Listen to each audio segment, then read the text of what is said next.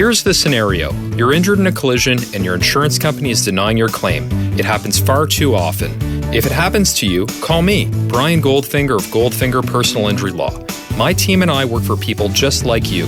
We don't accept cases on behalf of insurance companies, so you and your family can make sure that you're in good hands.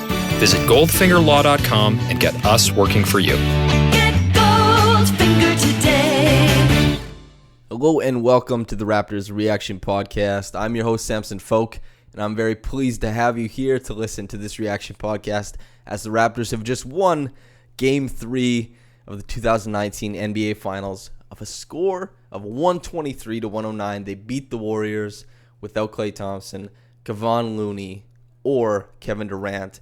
They did what they were supposed to do, and I can't tell you how much anxiety I had watching that game. I'm sure you listening, you probably did as well, because we were supposed to win that game. There's no version of this Raptors team that wins this finals if they don't beat the Warriors when they're down Klay Thompson, Kevin Durant, Kevon Looney. Kevon Looney doesn't matter as much. He's a good big.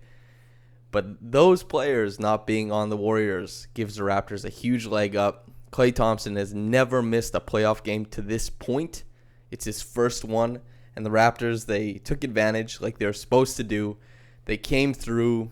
Every time the Warriors punched, the Raptors had a counter punch. They were never, ever in dire straits, which is really something to say because after Game 2, there was a lot of anxiety from fans, pundits, and alike. You know, people looking and saying, maybe an 18-0 run is coming. Maybe the third quarter, the Warriors, they bust this thing open again. But the Raptors, they did their thing. They held them at bay. They kept them from getting too close, and they closed them out at the end. And that was wonderful to watch. This game was very strange from the fact that the Warriors rarely, and I guess the point is that they've never played without Klay Thompson in the playoffs. They've played without Curry. They've played without Durant, but not Klay. So this team was so unique, and that we hadn't seen anything like this before. And this version of Curry that's just taking every possession and just going up and trying to cause a lot of disruption in the Raptors' defense. And the Raptors, they had a tough time guarding him, and I think he ended up with like 47 points. 47 points, 8 rebounds, 7 assists. He's a board man. Board man gets paid. This game was funky, though, because, yes, the Warriors were playing a brand of themselves that they'd never played as before in the playoffs, at least. Steph Curry had to be unlike himself in that he had to eat up a lot more possessions that he's used to. And the whistle, and I'm famous for no ref talk. I don't enjoy it at all, but, hey, that was pretty crazy. The refs were kind of nuts in this one. And I'm not going to say it leans one way or the other, just that the whistle was very, very wild. You didn't know what was a foul, what wasn't a foul. The Raptors got away with what looked like 3 pretty clear goaltends. The Warriors got away with, a couple things. Obviously, that charge that Draymond Green took where both of his feet were in the restricted area, which I thought was reviewable. I thought you could review those types of plays. I was confused why that didn't happen. Maybe someone can correct me on that, but that's what I thought. So the whistle was kind of crazy. Lots of things going on. Kawhi Leonard not getting called for the travel at the end after it looked like he got mugged by Alfonso McKinney and Steph Curry. And then Steph Curry not getting called for the travel when he jumped up for his three-pointer and then dribbled afterwards, which is very famous for being a travel. And that's the one that the refs never really miss. So it was intriguing to see that. Steph Curry also with that massive carry to end the first quarter, I think, and he hit that 3, and it's just like, what the hell is going on, man? You have no idea. Just the consistency was all over the place. I mean, the Raptors won. God bless it. And I'm happy to be going into Game 4 with a 2-1 lead and the possibility of going up 3-1 before going to Toronto. My God, how exciting that would be. Anyway, so some analysis. They came out in the start of the game, and basically the idea was that the Raptors, they wanted to abuse the Warriors' perceived lack of size. Any big on small mismatch they got, they went after it.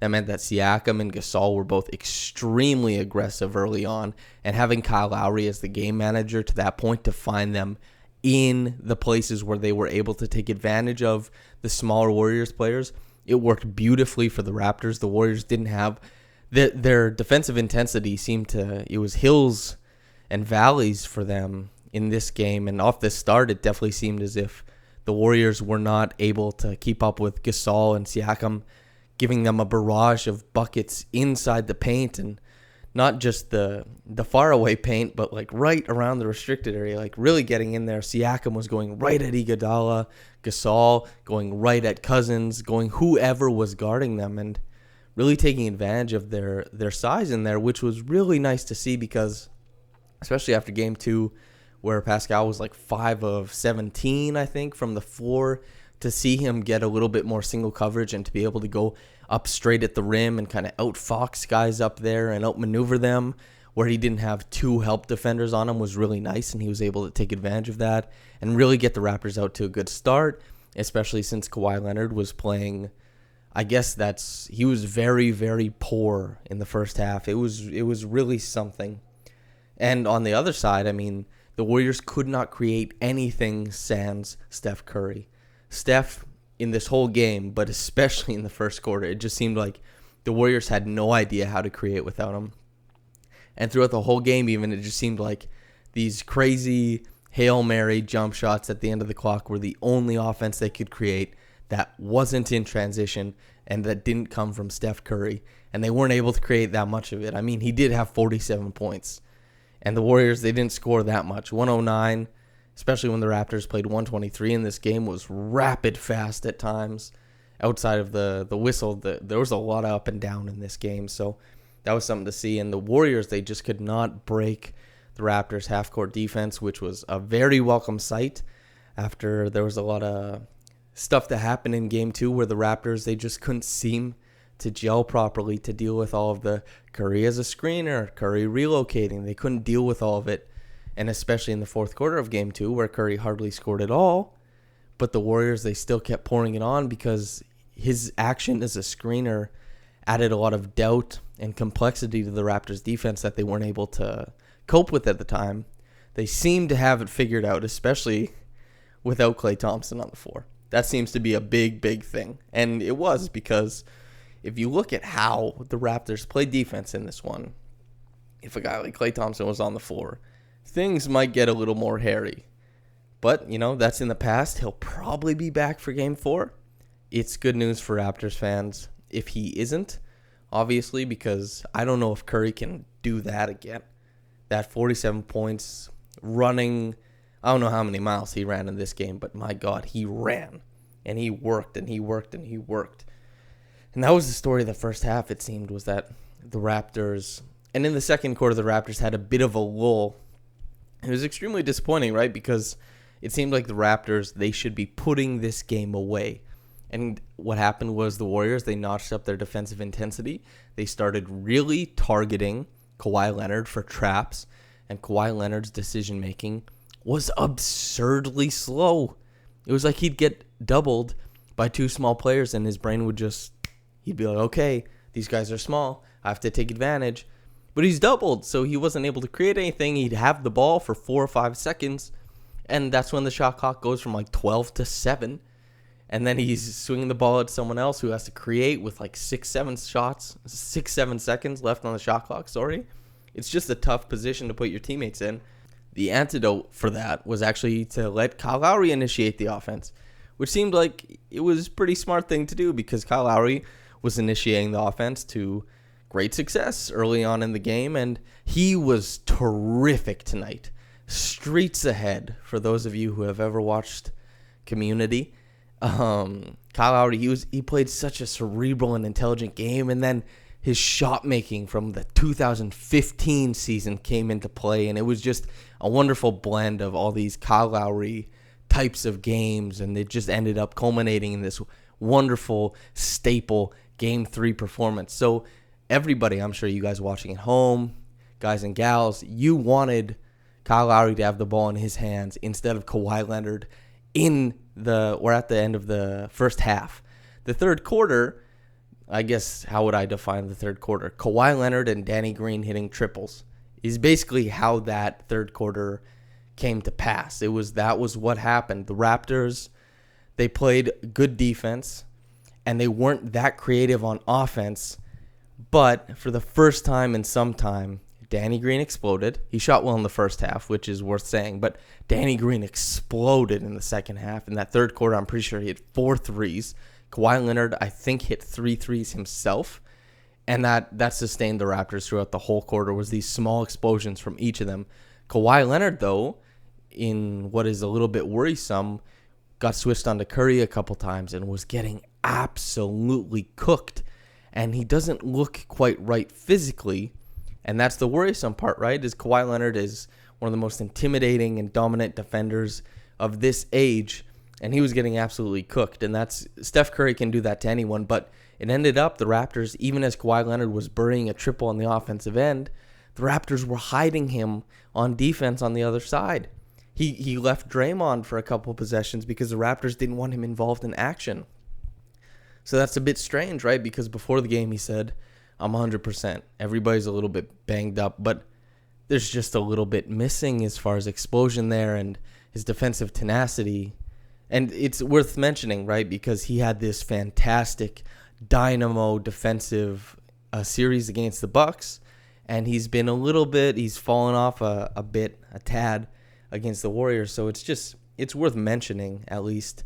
It's just really intriguing to see that he was hidden for a couple possessions. So hopefully he gets a nice little break and he comes back in game 4 better, because even though he had great shot making in this game, this was far from one of Kawhi Leonard's staple performances. He had a lot of trouble dissecting the Warriors' traps, and he had a lot of trouble sticking with people on defense. Both those things, basically that's how the Warriors got back in it in the second quarter. The third quarter, luckily for the Raptors, Blake Murphy coined it, regression to the green. Of course, a funny little play on regression to the mean with Danny Green, of course. Danny Green, he hit those damn triples, man, as he was always has wanted to do. And my God, what a wonderful payoff for how patient everybody's been. And Nick Nurse to keep stymieing Curry and to make him work even harder and harder and harder, because Kyle Lowry at the end of the second quarter was getting into a bit of foul trouble. Nurse started Fred VanVleet at the start of the third quarter, which I'm very impressed with, because I don't think it's that common for coaches to make starting lineup changes when they're ahead. But he did, and I think it might have been the thing that stopped what might have been a big third quarter onslaught of the Warriors. He stuck FVV in there, and Fred got in Curry's grill and stopped him from exploding and causing a bunch of disruption in the Raptors' defense. And that meant the Raptors could lean back on their shot making from Green and Kawhi, and they could really just take this thing in. They could ride this storm out, and they could get there. The fourth quarter is Kyle Lowry's. His game management, his shot making was incredible.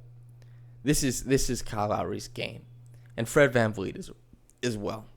It's hard to believe how rewarding it feels to watch Kyle Lowry try so hard for so long. He's always been this gutty, cerebral, wonderful player to watch, and just that he's been rewarded with a finals appearance, and he's making good on it. He fouled out in game 2, and I think that the Raptors would have had a really good shot to win that game, better than they did, being within 3 with like 15 seconds left. They had a decent shot to win that game, but I think they probably would have been able to pull it out if Kyle was in the game at the end of game 2, had he not fouled out. He made good on everything this game. He came back and he took this game because he was able to hit his shots. He was able to create breakdowns when he needed to. His passing was wonderful. He took good care of the ball. His defense was tenacious, even if it was a little bit trying at times guarding Curry. But he brought this thing home. Kawhi muscled his way in. He got to the line. Fred hit moonshots. Gasol was as good as ever. Serge went on a block party. He went crazy for a bit, but this was Kyle's quarter, and Kyle brought this thing home.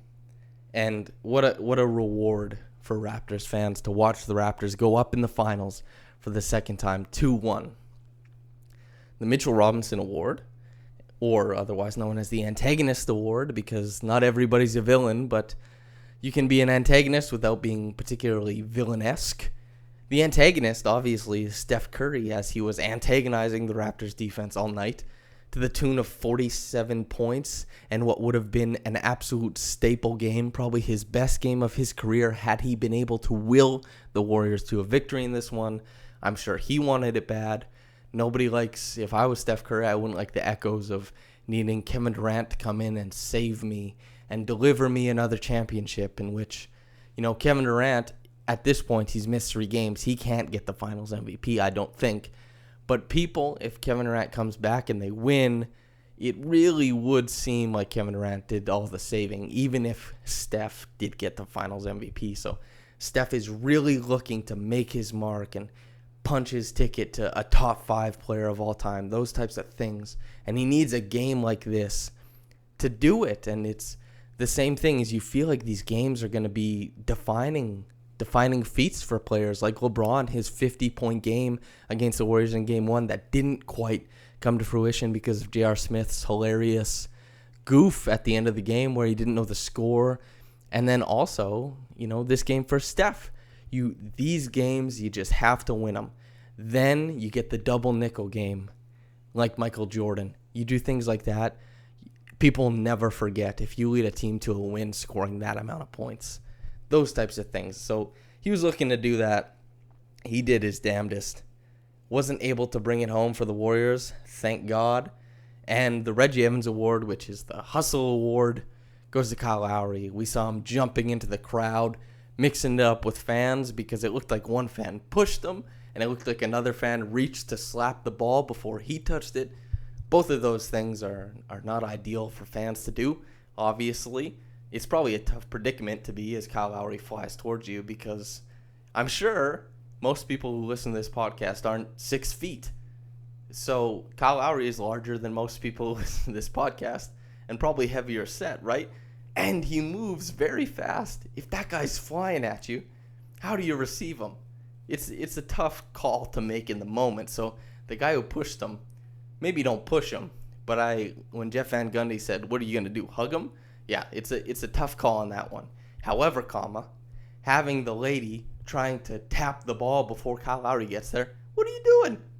What in the world are you doing? Why are you touching the ball? Don't touch the ball. It's in play. I might get the Brooklyn guy in here to cuss you out. Hey, look at this fan over here. Why is she grabbing the ball over there like that? Okay, my guy Siakam, he was the best. He's like the best player on the floor. He had a plus 22, plus minus. He was terrific. But why is this lady? Honey, come see this lady. She's trying to hit the ball before it goes out of bounds. What are you doing? Oh, my God. Aboganza. Anyway. Maybe I should stop the accent. Regardless, Kyle Lowry. I've talked about him ad nauseum in this podcast, and he did so many great things tonight, and what a reward that we get to watch him do this and his very, very passionate years of servitude to the Raptors franchise. And maybe servitude isn't as good a word to use as loyalty, something like that. His passionate loyalty to the Raptors franchise. And to see him dominate a game like this is just fantastic. The top quick reaction comment from one of my favorite commenters, actually. Lee's, Lee, with a capital Z. Let this win please, please, please put to rest the decision by Nick Nurse to put the ball in Kawhi's hands to start possessions. It's ugly, it's bad, it backfires, it plays right into the Dubs' hands, and it doesn't work. Now, when Kyle has the ball in his hands and runs the offense, it's a thing of beauty. Kawhi still gets his shots, but they're on catch and shoots or catch and dribble once and shoot or dunk. Don't mean to poo on NN, though. He coached very well tonight. Yeah, you're pretty much echoing my sentiments throughout the podcast that a lot of the times you just need Kyle initiating plays and then have Kawhi on the secondary action. He's a good decision maker. Just don't give him the ball with too much time or else he might take too much time. Make him make those quick decisions. He's really good. He's like a wonderfully souped up Norman Powell. It's just like give him the lane to the basket. Let him go take advantage of it. Give him a mismatch. Let him take advantage of it. Give him a wide open shot. Let him hit it. So let him get his eyes set on something and go after it and do it. Yes.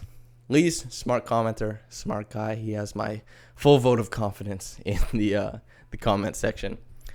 Among other things, the Raptors, they're up 2-1. What a beautiful thing to watch. What a great thing to happen.